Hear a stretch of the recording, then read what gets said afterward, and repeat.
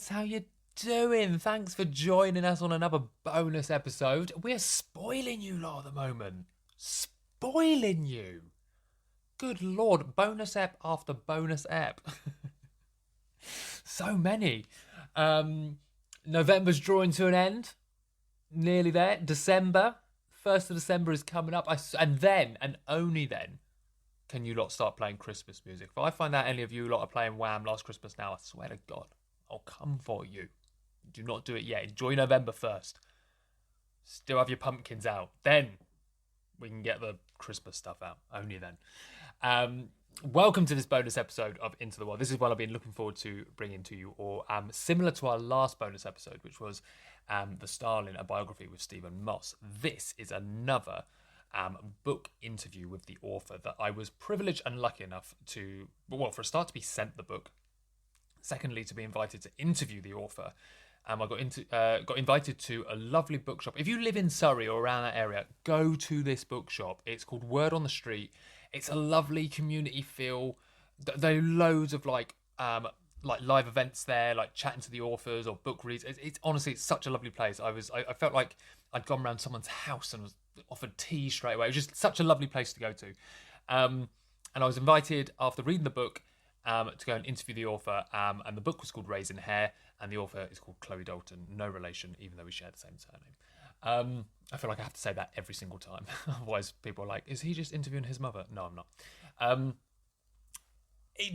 If you're like me, and sometimes books can be a bit like, I don't know, sometimes I struggle to get into them. I can read 2 or 3 pages and I have to put it down.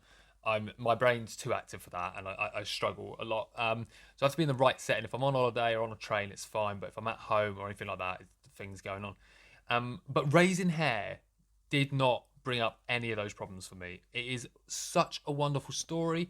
It's wonderfully told. It's so vivid. I felt like I was reminiscing memory as I was reading it. It was so, I could picture every scene, everything that was happening. It was wonderful. And I couldn't put it down. And it's just this wonderful story of Chloe during the pandemic being taken out of a busy kind of London city life into the sticks, and then finding a leveret and deciding whether or not to take it in and raise it. And it's a real like emotional dilemma. It's just, and not just at the beginning, throughout the story, like, what do I do? What do I do? And it's you're on that journey with Chloe the whole time, and I loved it. So I was super excited to get the chance to interview her about that, and learn a bit more about how she feels now, like looking back at this story. It's just a wonderful tale, and I'm so excited to bring this to you. So this bonus episode, nerds, is just like the last one, is an interview with the author. It is called Raising Hare, a chat with Chloe Dalton, and I'll talk to you lot at the end.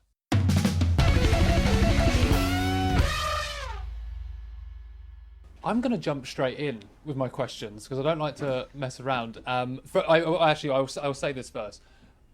I've read the book. I loved the book. It was very, when I say easy to read, I always worry about saying that to an author because I don't know if that's an insult or not. It's a big compliment. Is it a compliment? Okay, good, because it was easy to read. I'm someone that often struggles to get into certain books, but this one was so easy to read and I really enjoyed it. But my first question, I do apologise for looking down at my phone here because that's where my questions are, so I'm not being rude, but like, for someone who you've had an extensive career in foreign policy and humanitarian work, for your debut book to be about raising a hare, like, it's quite the shift. But am I right in saying that this whole journey was quite the shift for everything? Everything was all over the place. Everything was different for you. And do you think that kind of parallels in the book compared to your work normally as well? Yes, it was a huge shift. And first I want to say on the point about books being accessible or readable, and I saw that Matt Haig, the author, many of you will know, he commented on this today, saying that no one ever complains about an architect making a house that's pleasant to live in. And I thought that was just a brilliant way of putting it, that if you found the book to be readable and enjoyable, then I'm just very happy about it. Yes. It could not have been a more astonishing experience for me to end up being the custodian of this little baby hare. And I was the least qualified person to do it because I didn't have any animals in my life. I worked in the heart of government. I travelled constantly, probably every week or so. By the time of the pandemic, I'd left government, but I was still working on foreign policy, so I travelled all the time. So there was no place, it would have been irresponsible to have a pet, unkind or even cruel to have a pet. And I lived in the heart of London, going between home and my small apartment and various office buildings. And I would love going to parks every now and again, but I realised once I was suddenly in the situation which we'll come on to, where I came across the leveret, that I'd hardly heard birdsong. I certainly hadn't really seen animals, and the big shift for me was starting to think about the world not from the perspective of humans alone, but also from the perspective of animals, in particular this hare. Yeah, and I mean, because the way I thought at the very beginning of the book, I'm reading like how you're like because you explain that how your career's always moving around, you're not in one place, but then suddenly you've got to be in one place because of the way in the time period our world was in and with the pandemic and stuff. So like emotionally to go through that, but then also to take on this kind of thing, was that kind of a massive shift for you? Well, I just felt incredibly lucky. I was able to leave London. I went to be near my parents in the north of England. Like every family, we had family members for whom the pandemic was a real challenge, and I was worried about my parents, and I was able to move. And I had a lot of friends who had to stay in London and ride it out in a tiny apartment. So all I could think about that I was incredibly lucky. I was suddenly in the middle of nowhere. But I had feelings like lots of people probably of helplessness and powerlessness, worry about family, and also a slight sense of not really being needed. In my career, I'd had the illusion, probably like many people, that I was very necessary. I was at the heart of events. I would be one week at the Security Council and next week in, I don't know, some other foreign capital or something, doing something which felt important. But of course, the pandemic really transformed all of that. And I wasn't somebody I had a brother who was working as a doctor throughout, but I wasn't particularly useful to the country at that time. So I had this, so that was obviously a shock to my, no, it wasn't a shock. I mean, I felt quite humbled by it actually. And like lots of people probably, I was just waiting for it all to be over so life could go back to normal. When the rules permitted, I could sort of go for a walk. But I remember I would walk, through the landscape, and my mind was really just on when am I going to go back to my normal life, and I was barely kind of conscious of the environment around me, other than being grateful for having kind of green and knowing how many people didn't. But I feel the reason I wrote the book is because the series of events that then unfolded in my life, centered on this wonderful creature, felt like the most extraordinary gift, and it upended my life in many different ways. And most fundamentally, I don't know if any of you have had this feeling where we're often encouraged to think that we have to go far away to have special experiences, and everything has to be novel and original and look cool on social media and all of the rest. And here was a life-affirming, life-transforming experience, which was at the end of the garden, and I had not lived in that way before, and that was the start of the shift in my thinking about lots of things. At the beginning, when I was reading the first chapter, all I could keep thinking was so many people in the pandemic were making banana bread. I made banana bread. And you were raising hare. Like, it's just such a different experience. Both raising something, but you were raising an animal rather than I can't bread. wait when we have a chance to have a discussion, because I bet there are people in this room who probably, know a lot about animals or live alongside animals or have had animals in their lives in many different ways, all their lives. And what I describe in the book is this wonderful sense of sort of helplessness that I had, that I described the circumstances, the kind of doubt I went through in my mind about whether it was the right thing to take in this little leveret that had been chased by a dog. And but when there were these moments where it was just me and her, I didn't know she was her at the time, it was just sort of this little creature. And I thought, like, it's on me, I've got to keep you alive, you can't communicate with me, and nobody around me can tell me how to look after a baby hare. And so if you go from having no animals in your life to looking after a creature which is famously secretive, extremely sensitive, with no information out there, with very little information, probably there'll be someone in the room who's a vet and who's done nothing We won't runs talk an to animal them. sanctuary. No, in the sense I've never pretended that I've done something that no one else has done before. People do these kinds of things all the time, but it is rare. I mean, I was told the very day that I found this creature, I rang a conservationist who said to me that it's going to die. You just have to accept that it's going to die. Hares don't survive in human hands. And he'd worked as a gamekeeper in the past, and he told me about, I've heard of people raising, badgers and foxes and deer and all sorts of animals, but you can't domesticate a hare. And but it was a amusing experience living alongside this little creature, which had habits that probably anybody who's had a pet rabbit or a kitten or a puppy in the house would sort of recognise in the behaviour of a youthful creature, but then also some things that hares do that other animals don't do that make them such kind of mysterious, extraordinary creatures. Yeah, you've touched on a point there, because like, and you do battle with this in the book, and you explain this quite clearly, that you did kind of in that juxtaposition go, do I leave it? Do I take it in? What is the right thing to do? And we know, like, you know, and nature people in the room will know there's studies out there that says when to intervene, if to intervene, and what to do, and there's science and stuff. But like with this story specifically, I'm going to like literally put the science and that kind of stuff over there, because that's not the position you're in. You're in a very emotional situation, which I think, you know, on a human level, we all want to do the same thing. We all want the thing to survive. We don't want life to end. We don't want things to end. So what were you going through emotionally in that point when you first discovered the leveret, and to think like, you know, I'm aware of the kind of pillars I'm between, how do I make a decision? What were the emotions you were going through with that? The first, I don't know if anyone here has actually seen a baby hare up close, and the first sensation was one of astonishment. There's like a thrill went through me that I'd never seen a hare up close, alive or dead, or perhaps in the distance, but never really recognised one. And suddenly at my feet was this tiny creature, and I just knew instinctively that that's what it was. It was a hare. It looked so different. It was so wild looking somehow. So there was a sort of a sensation of being touched for a moment across a barrier that you don't normally cross, that there was a creature that I'd never seen before that was lying in front of my feet. And of course I knew, even though I'd been living all my life in the city, I had it somewhere lodged in my mind that you should leave a wild animal, a young wild animal, its mother may be around the corner. I describe, I don't want to go into too much detail for you all, but I describe in the book, you know, the circumstances that led to the creature being where it shouldn't be. So it was in the middle of a track that was used by farm vehicles and cars. It was lying out in the open, and one of the things I learn during the book, of course of the book, when I start to learn all about hares, is that they obviously don't live underground. They're not like rabbits, and so to see, and leverets get hidden by their mothers, and they hide all day long, and you don't see them in daylight hours unless you stumble across them. So I knew that I shouldn't touch this creature, and I didn't initially touch it. I left it for 4 or 5 hours, and then I began to be worried, because there are lots of buzzards and foxes and all sorts of predators, stoats. Many, you will see stoats most days up there, and so I made the decision to take it in, and I had this rather naive idea. I knew that it was, you know, I wrestled with it. I was uncertain about what the right thing to do was, and I thought that I would be able to put the leveret back if I didn't touch it, and if I didn't transfer my scent onto it.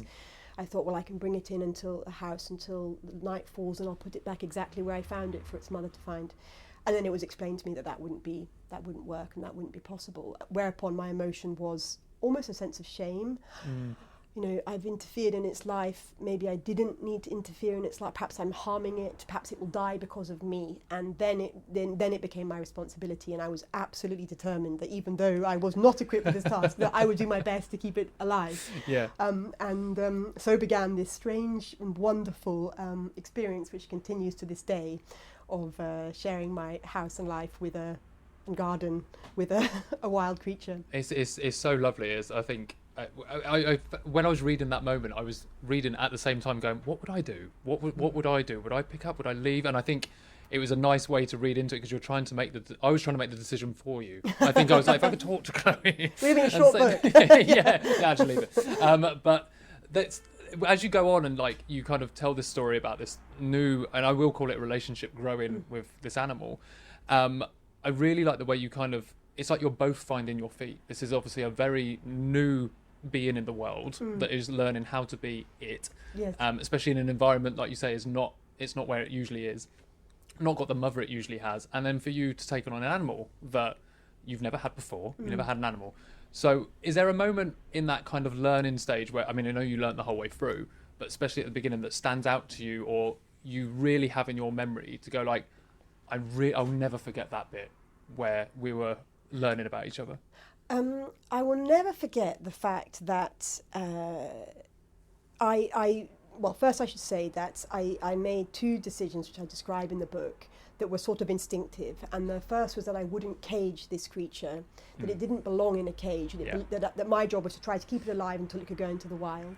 And then my second decision, which to this day my friends and family still find kind of odd, is that I didn't want to name it. I felt that if I named the creature, a little leveret, I would be treating it as a pet, and that would somehow be to alter its nature. And but what I really remember is that once, obviously I remember trying to learn how to feed it, trying to find the mouth on a baby leveret. Don't get the wrong end. That weighs less, just about 100 grams, less than an apple. Yeah. Absolutely would get lost on my hand, it was so small. And its little mouth is on the underside of its head, quite low down, and it's like a little dusty sort of circle, as I describe in the book, and trying to work out how to get milk into that little dusty circle of a mouth. And so of course I remember all of those moments, and the sort of, as anyone who's looked after any living creature feels, that rush of warmth towards another living being.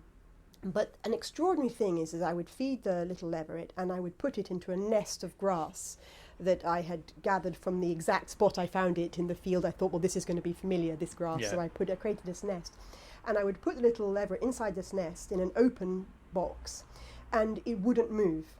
It would pull the grass over itself, and so you could just see one eye gleaming, or a little bit of its head, and it would sit there for hours and hours and hours and hours until I came back to pick it up and feed it again.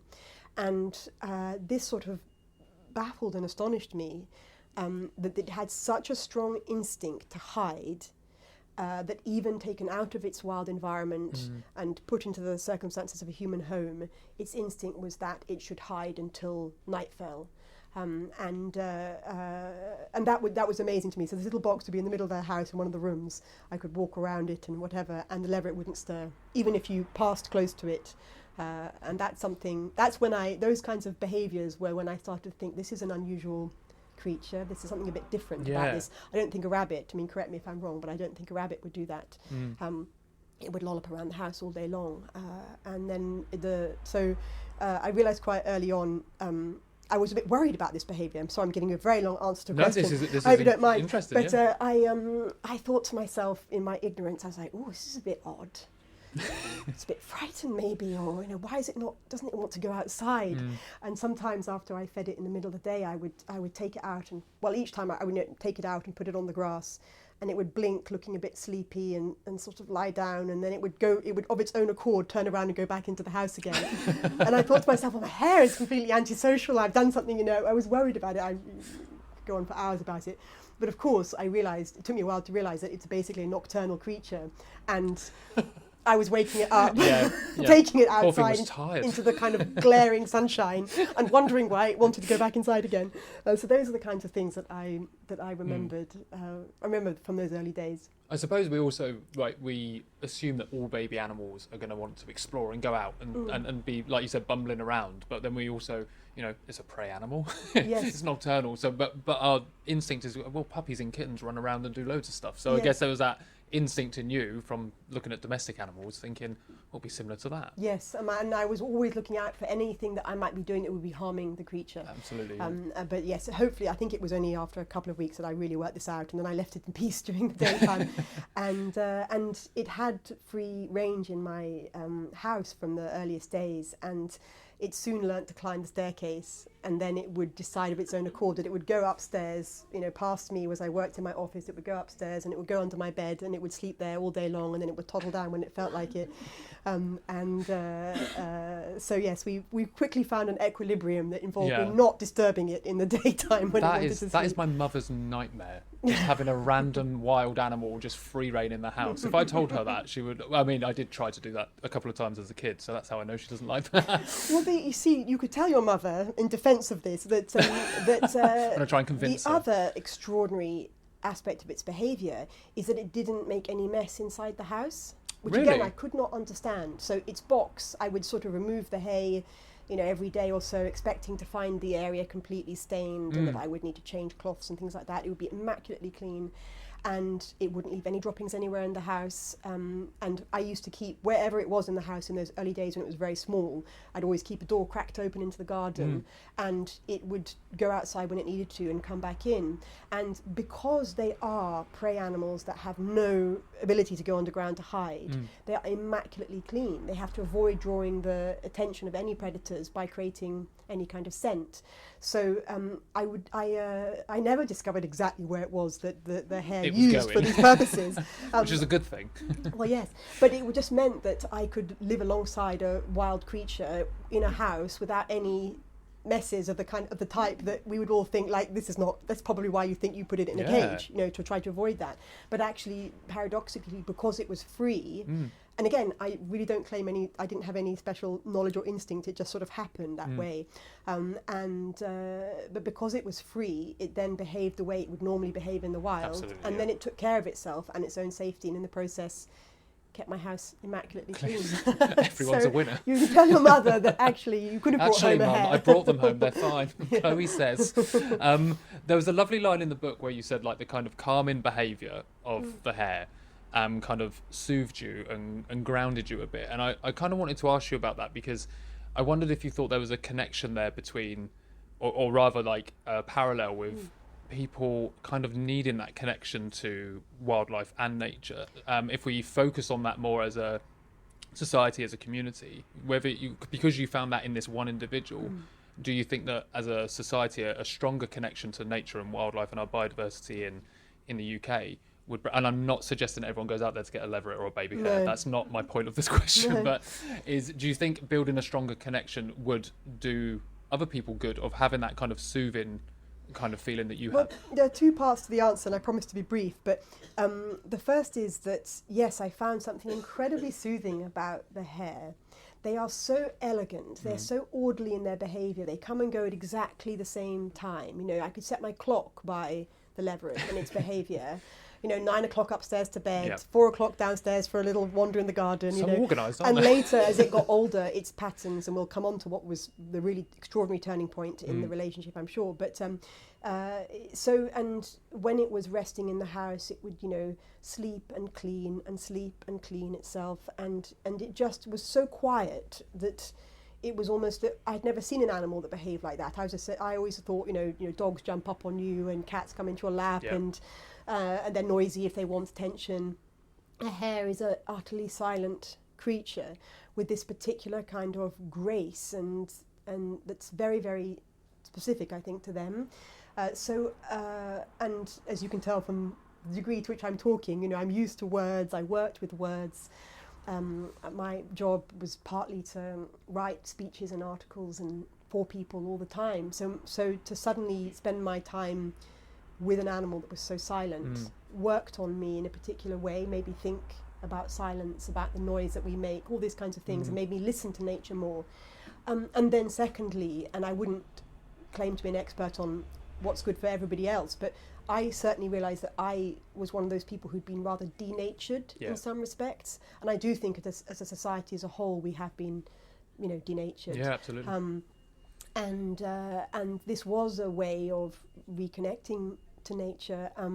Probably, again, I think Dawn was kind enough to say that the book lacked sentimentality, and I think part of it is because I could see myself through this experience realising how almost comic some of my misconceptions or lack of awareness was, and I felt the experience made me feel very kind towards myself. It engendered sort of positive feelings, and one of those positive feelings was realising, wow, how little I know about colour and about nature, and what is grass, and how are rainbows formed, and I just sort of found myself wishing to learn more and looking more closely and looking at the birds and wanting to sort of decipher birdsong and understand what was around me, and in the process I found it very calming and very soothing, and it occurred to me, as I think I write in the book, that the extraordinary thing about nature is that my enjoyment of it doesn't diminish yours.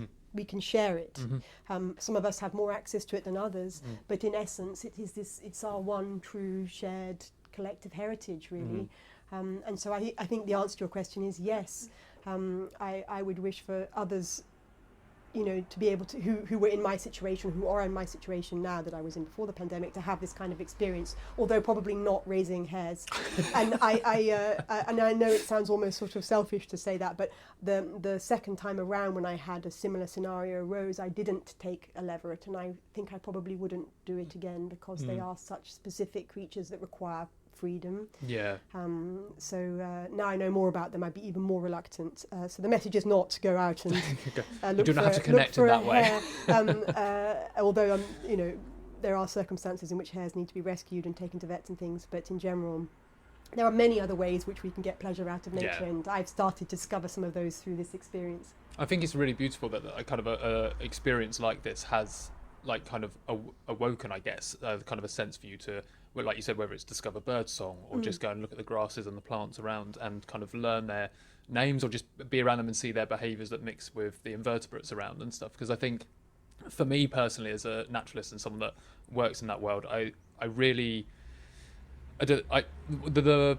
the feeling you described with the leveret is exactly the feeling I get when I'm on, even if it's somewhere like Hampstead Heath, my local patch, where I can go and just sit in the woods and watch the jays fly around. It's that soothing, grounding feeling. And as I was reading that bit, I was going, I just wish everyone could have, like, if I could click my fingers, if I had one wish, I could be like that. Everyone just knows that feeling and can connect like that. Yes, I think there's a lot of consolation to be found in nature. Absolutely. And I think sometimes it's not a bad thing to remember that, because obviously we are all living through so much angst about how much has been destroyed and what's coming down the track, and it's easy to feel very overwhelmed and to look at nature through the lens of, oh, it's all going, you know.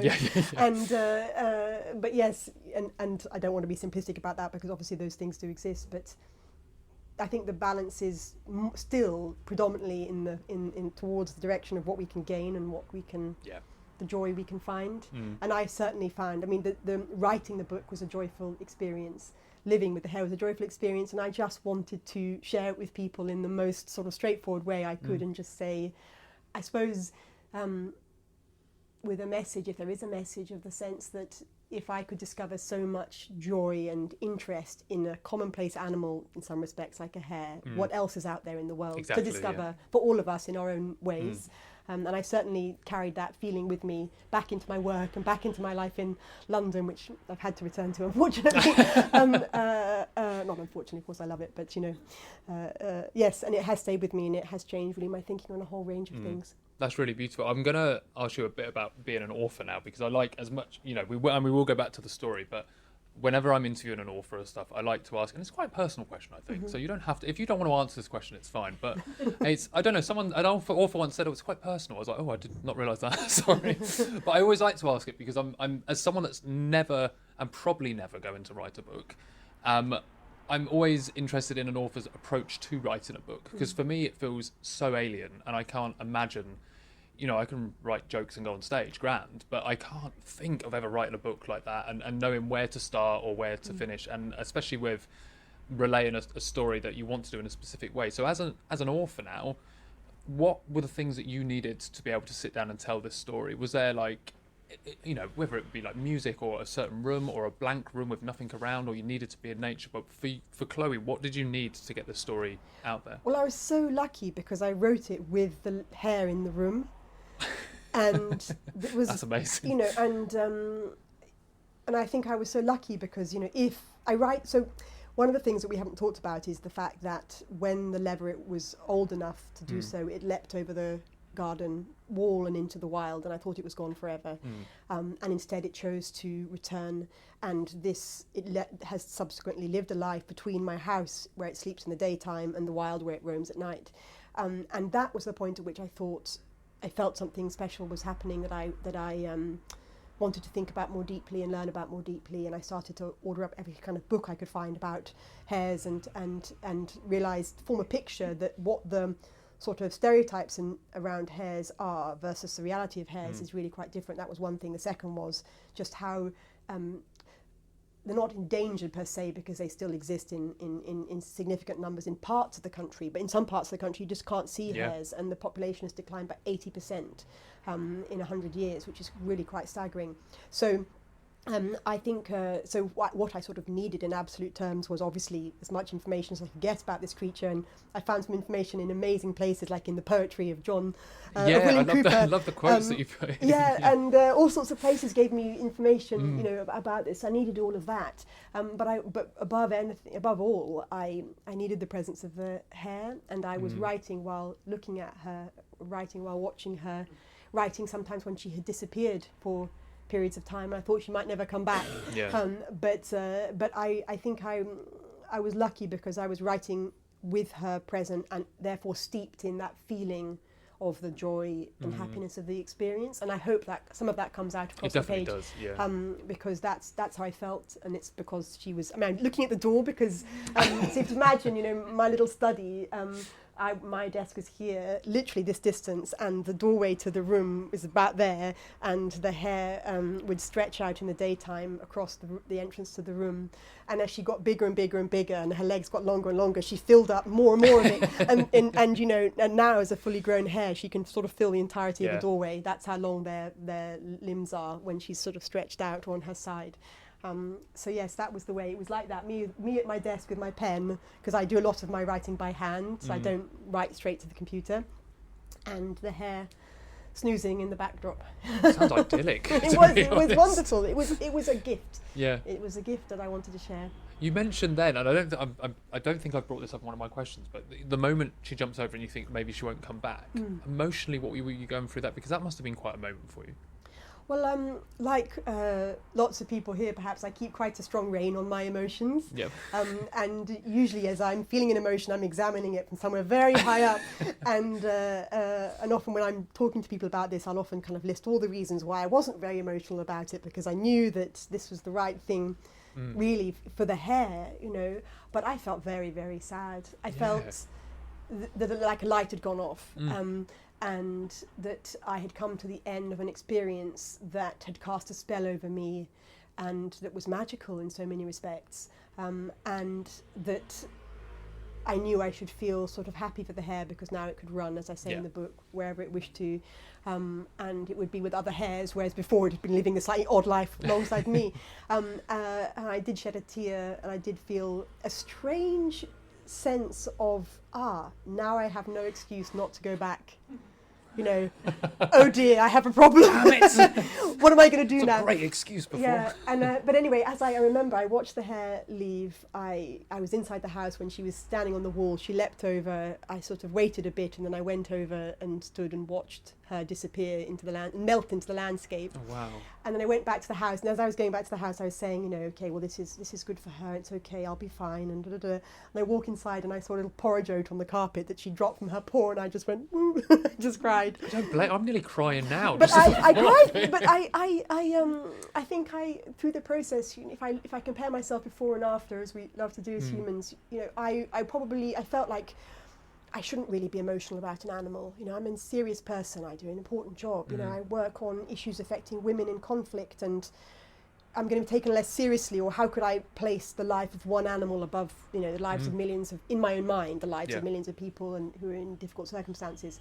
But I have actually learnt, and this is probably again one of my belated realizations, that it's a good thing to feel emotion and to connect to animals and to have animals in our life and to see their intrinsic value.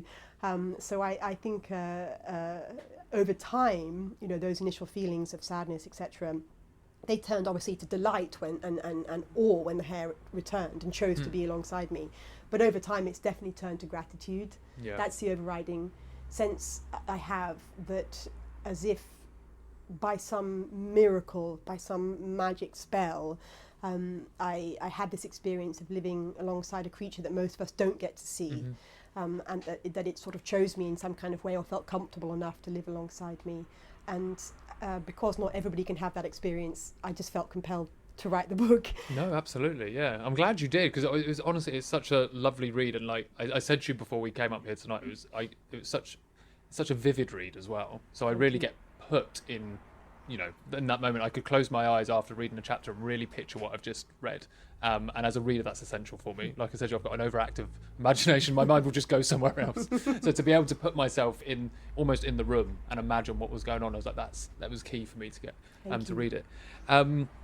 You mentioned at one point that you think, or maybe people thought you were naive about hares because of the experience you were having. Yes. There's a lot of conversation out there, or maybe a conversation in your life, that people were saying, well, actually, they're quite a negative animal, or they cause these impacts on the human projects that we're doing and stuff. And that you had seen the Hare through a more positive light because you've had a very different experience. If someone brought that up to you now, after you've kind of, gone through this, and especially after you've written the book, if you said, well, they're actually very negative animals, how do you respond to that kind of comment? If you had that now. I've become a little bit as obsessed, as my friends know, with this notion that we have that some animals are pests, Yes. and that we have to kill them, and that they're kind of somehow a danger in general. Because I think usually in those circumstances there's something that we are doing that's contributing to a clash between humans and animals. I'm also not really that convinced, but again, I'm not a farmer, and I make clear that I don't understand, I don't pretend to know, but from my own sort of experience of living with hares, that they do as much damage, for instance, as rabbits do to crops or to landscape. So I'm not sure the clash is always as bad as people perceive, but I'm ready to be corrected on that, because there may be parts of the country where it is very difficult for farmers who have a very, very difficult time. Anyway, I have a farmer in the family, and there's no one more committed to caring for nature and the landscape than she and her partner. So I have a kind of positive view of farming as a whole. But one thing I feel quite passionately about is that, I don't know if you know this, but hares are the only creature, any game animal in Britain, sorry, but I have to start again. They're the only game animal in England and Wales that you can shoot at any time of the year. So all other game animals are protected during the breeding season. And that applies to every other game animal you can think of. Only hares can be shot at any time of the year. Wow. And successive governments have said, okay, yes, we'll correct that anomaly. We'll align the protections for hare with the protections for other creatures, but they just don't do it. They don't consider it important enough. And in the meantime, the hare population gets smaller and smaller and smaller. So, that's slightly different, because that's people shooting them partly because they think they're pests. Often it's for recreation. But in Scotland you can't shoot a hare during the breeding season, and I saw with my own experience of raising this leveret that a leveret without its mother will starve to death. So if you shoot a grown hare during the breeding season, you are condemning its offspring to die, and that's just cruel. It's an animal welfare issue as far as I'm concerned. So it's a long-winded way of saying that I first don't think the damage is necessarily as bad in all cases as sometimes perceived. And secondly, they should at least have the minimum protections that we grant to other animals, because they are, because they're an animal and living creature, but because they're also particularly special. And I think our landscape without hares would be immeasurably poorer. And a landscape that's good for hares is good for all sorts of other creatures, I think, as well. Yeah, and I totally agree. And I think it just shows, and this might be the cheesiest thing I've ever said whilst holding a microphone, but I think I think just putting those kind of legislation pieces in place just shows a bit more love towards our wild kin a little bit, and going, actually, we do care about that, whilst some people might not think that's important. For me, even on a human level, to go, well, I do care about that. And I think if we showed a bit more love to that kind of biodiversity on any level, maybe we wouldn't be one of the nature depleted countries in the world. Do you know what I mean? Maybe we'd have healthier rivers and healthier woodlands and meadows and stuff if we showed that level of care to the individual as well as the wider and picture. It's not just shooting that affects hares. It's they get, unfortunately, because they live in the open, they get crushed by farming machinery. I've seen this. It's very upsetting. No one intends to do it. No. But intensive farming means more of that happens if we don't have enough strips around, fields that are left uncultivated, and there's a higher chance of those kinds of creatures being killed. So, but again, I feel the one thing I do know from my background in government, etc., is that it's very hard to come up with good solutions that meet everybody's interests. And I am somebody who believes that we need food security, we need healthy farming, and we need to recognise the pressures on farming, for instance. So it's not that I think, and I tried to say that in the book, I don't have the answers, I just have had an experience. And I don't claim that my experience is somehow should be the basis of changes of legislation. But I do think on this question of shooting hares during the breeding season, it's pretty clear. It's quite hard to justify why they wouldn't have that protection, and why can't we introduce it, and why do we always put nature at the end of the list? When it comes to what's important, we have to be capable of doing more than one thing at the same time. Absolutely, I totally agree with that. Now you've gone through the journey, maybe this is an obvious question. Looking back, is there anything, you said you wouldn't do it again, but is there anything you would change about anything you did, maybe not but what happened, but anything you did throughout that entire experience that you would have got, if you could do it again, would you change anything? When I say I wouldn't do it again, I just mean I think much more carefully about it, and Yeah. I had there was a moment, this, you know how wet this winter was, and I saw a hare that had given birth just outside my garden gate, and I could see that she was there, and I could see that she was feeding her leveret, and the weather was terrible, but I just thought the bad weather isn't an excuse to not to go out and take someone's leveret, so of course I'm not going to interfere. And 2 days later, the little leveret froze to death, and I felt sad about it. Yeah, of course. And it's one of those many kind of tragedies that happen all the time in the natural world. Well, and in the human world in some circumstances. But it doesn't mean that I rushed out, and I knew not to rush out there and just start collecting leverets. That would be bad. But anyway, but the point being, to answer your question, if I were to do it again, what would I do differently? I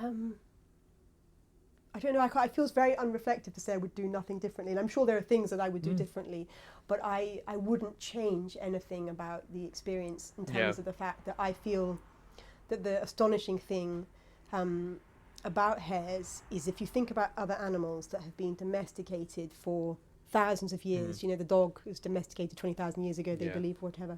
You know, hares have never been domesticated, and their nature has been unaltered. They're kind of incredible survivors, really. Their physical appearance hasn't been altered by humans, as it were, in the way that cats and dogs have been altered, or horses, you know, through breeding by humans.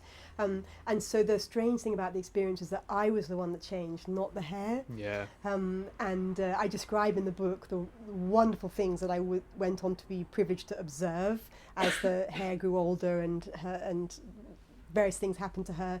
And I was the one, I could feel myself changing. I can still feel myself changing as the ripples of the experience widen in the pond of my life. But the hare remained the same. And there's something beautiful about that. There's something beautiful about encounters with things which we don't completely control as humans, and that are somehow impervious to our acts. I find that beautiful. Yeah. So I suppose probably I would, I don't know, maybe there were ways I could share it more with other people if it wasn't in the circumstances of the pandemic. Maybe I could have documented it differently, or involved more people, getting more advice, etc. about it. But because it was the pandemic, it was this little kind of closed island of time. So no, I don't have a clear answer. But it's a very good question. I'll think about it. No, Next but I time think I'll have a kind of... But I think that's the beautiful, the fact it did change you, like you said, is for me, the answer of no, I wouldn't is exactly, that answer is why you shouldn't change anything, because I think to have that kind of impact on yourself positively, like, it's almost, I'm glad no one was around to give you advice, or to kind of, no, read that, or we'll help out, or we'll do weekends, or every other Wednesday, or something like that. Well, there were lots of people, and it was another beautiful thing. It really was a bridge to connect with people in different ways. So there are stories in the book about people who became important in my life through this improbable bond of a hare. On both sides, it was an improbable bond. But yes, you're absolutely right. The obvious last question I have to ask is, now your debut book is out, any more plans for any other kind of books, nature related? Well, do you think? One of the beautiful things about this experience is that up until this point in my career, you know, I'm 40. Oh, I was 45 yesterday, actually. Oh, belated happy birthday. Yes, but I was about to say I'm 44. Or I was 44 when I started writing the book, I think.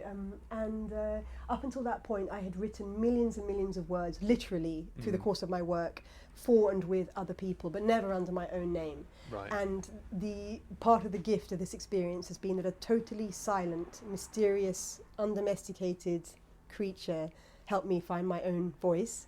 So at the moment, if I did nothing else other than write this book, I would feel very, very happy and proud and grateful. So for the time being, I'm just enjoying this. I'm enjoying so much the opportunity to go around and talk to people. Yeah.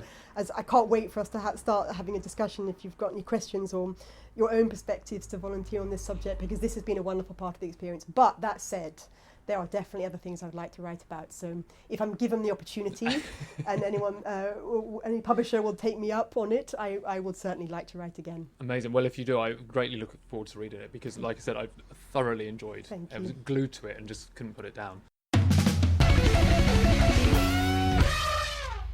There we go. That was Raising Hare, a chat with Chloe Dalton. Just a lovely, lovely chat. Do you know what I mean? Just absolutely, just yes. I've got the luckiest job in the world, honestly. Walking dogs during the day, in the evening, chatting to people about their nature books. It's lovely. Thank you so much for tuning in, nerds. We will have another bonus episode for you. Honestly, spoiling you. At the beginning of December, I think I think about the 4th of December, which will be a Nature Room 101 live that was recorded at Global Bird Fair featuring Maya Bambrick, Nick Atchison and LK, which I'm so excited to bring you. And then later on in December, we have our main monthly episode, which is the Into the Wilds Christmas Pie.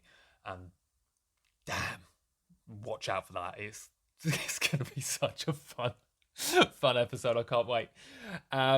As always, follow us on social media. We are now on Blue Sky. We are still on X or Twitter or whatever, Musk World.